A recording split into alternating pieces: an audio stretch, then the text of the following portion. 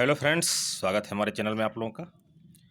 तो आज की इस वीडियो बनाने का खास मकसद है, जैसा आप लोग वीडियो का थंबनेल देख चुके हैं, यहाँ वांछित योग्यता को लेकर के एक नया हम लोग उसका अर्थ समझते हैं, और वो भी किस आधार पर, बीएसएससी सीरियल 1 और सीरियल 2 के आधार पर, जो बीएसएससी के द्वारा निकाला गया वैकेंसी था। उसमें भी न्यूनतम शैक्षणिक योग्यता, तकनीकी योग्यता और वांछित योग्यता का भी उल्लेख था। ये रहा बीएसएससी सीरियल 2 का विज्ञापन जो आप लोग देख पा रहे हैं स्क्रीन पर। ये 2014 में इसी के साथ आया था, बिहार एसएससी के साथ। और बीएसएससी सीरियल 1 की वैकेंसी 2010 में आई थी, जिसका प्रक्रिया अभी तक चल रहा है। सुप्रीम कोर्ट के आदेशानुसार कुछ लोग का रिवाइज रिजल्ट हुआ था, काउंसलिंग भी दिसंबर तक हो चुका है, लेकिन फाइनल मेरिट अब तक नहीं आया है।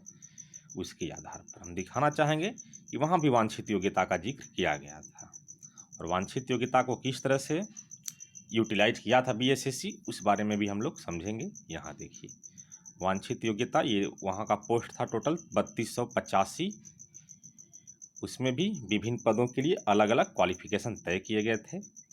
जैसे यहाँ देखिए, सचिवालय सहायक के लिए जनरल ग्रेजुएट था, उद्योग विस्तार पदाधिकारी के लिए कॉमर्स, इकोनॉमिक्स, मैथ तथा स्टैटिक्स के साथ 45% स्नातक, कनीय सांख्यिकी सहायक के साथ भी वैसे ही, आपूर्ति निरीक्षक के साथ जनरल ग्रेजुएट, प्रखंड अनुसूचित जाति एवं अनुसूचित जनजाति कल्याण पदाधिकारी के साथ भी जनरल ग्रेजुएट, श्रम कल्याण पदाधिकारी के साथ भी जनरल ग्रेजुएट, महिला समाज आयोजिका केवल महिलाओं के लिए 13 पोस्ट, सांख्यिकी संगणक, मैथ, इकोनॉमिक्स, स्टैटिक्स। हाँ, पुस्तकालयाध्यक्ष में देखिए, पुस्तकालय विज्ञान में स्नातक तथा कंप्यूटर संचालन का ज्ञान वांछनीय योग्यता से नहीं, 2010 से ही यूज कर रहा है बीएसएससी, और उसका यूटिलाइज कैसे किया होगा हम लोग इसी वीडियो में समझेंगे, और उसी के आधार पर हम लोग निष्कर्ष निकालेंगे कि हमारे इंटर लेवल में वांछनीय योग्यता का यूटिलाइज कैसे किया होता है या कैसे कर सकता है आयोग। तो वीडियो को शुरू करते हैं। तब तक जो लोग चैनल पर नए हैं या अभी तक सब्सक्राइब नहीं किए हैं चैनल को, तो सब्सक्राइब कर लीजिए, और वीडियो को पसंद आने पर लाइक और शेयर भी कीजिएगा। तो देखिए, बीएसएससी सीरियल 1 का ये विज्ञापन है, ऊपर से दिखला देते हैं, देख रहे हैं आप लोग।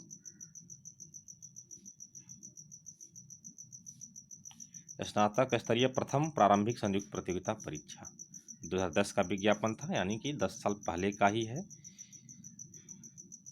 यहाँ देखिए, कुछ योग्यता के बारे में हम लोग देखते हैं। जैसे पुस्तकाध्यक्ष में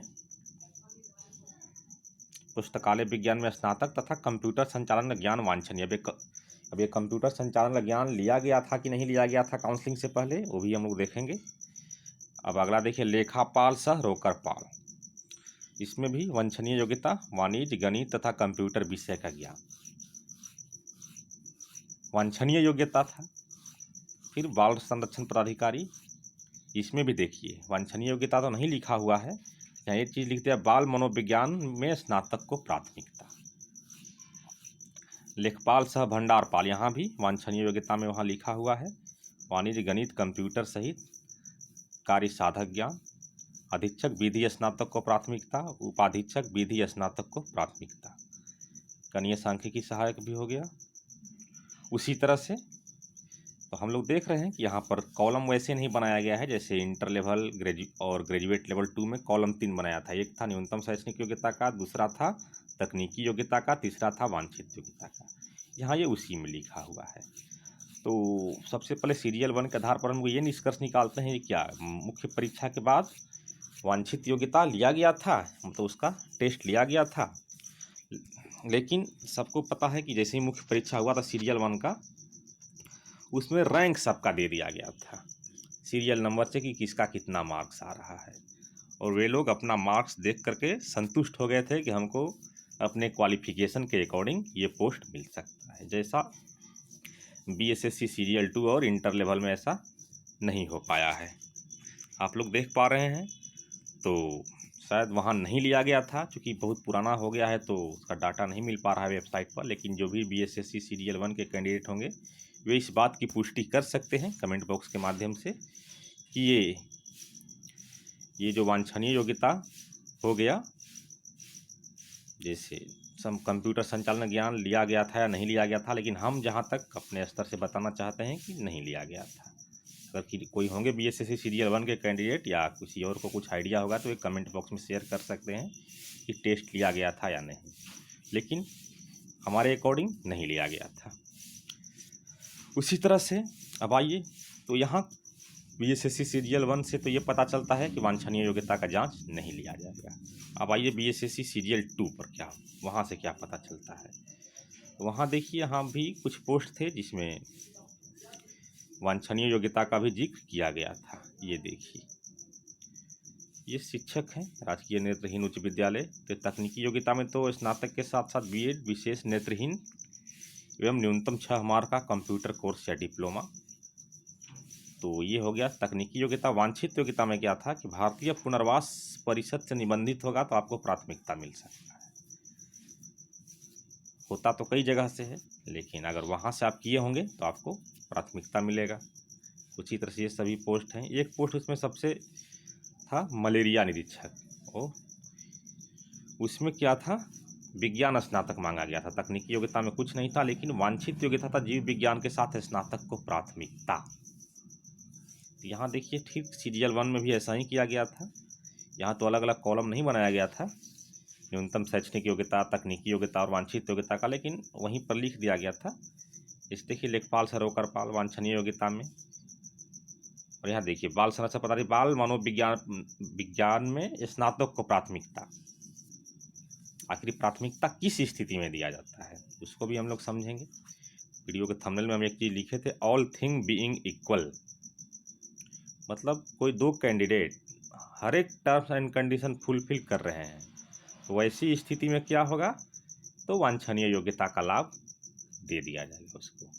कहने का मतलब मार्क्स भी सेम हो गया, क्वालिफिकेशन भी सेम हो गया, तो उस स्थिति में देखा जाएगा कि वांछित योग्यता किसके पास है, और वांछनीय योग्यता किसी के पास है तो उसको लाभ मिल जाएगा।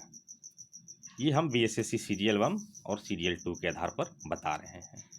अब इंटर लेवल में क्या होगा, जैसे फॉर्म भराते समय वहाँ विकल्प मांगा गया था, Hindi typing, English typing, computer typing, computer संचालन, एमएस ऑफिस, मतलब वहीं कंप्यूटर दक्षता, बेसिक वर्ड्स प्रोसेसिंग का ज्ञान।